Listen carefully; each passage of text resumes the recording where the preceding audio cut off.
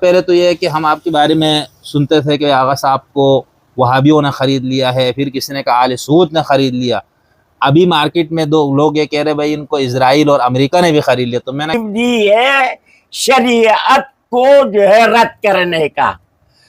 شریعت کو رد کرنے کی یہ اختیار اس لیے دی ہے. بارے میں اہل لغت لکھتا ہے الدین انقیاد و ذل.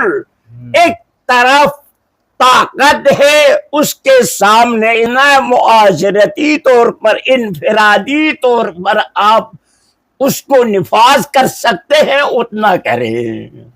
تاریخ ہجری نہیں، تاریخ اسلامی نہیں، ان کی تاریخ شمسی ہے، اول کتاب نہیں ہے. ٹھیک سمجھ میں آیا؟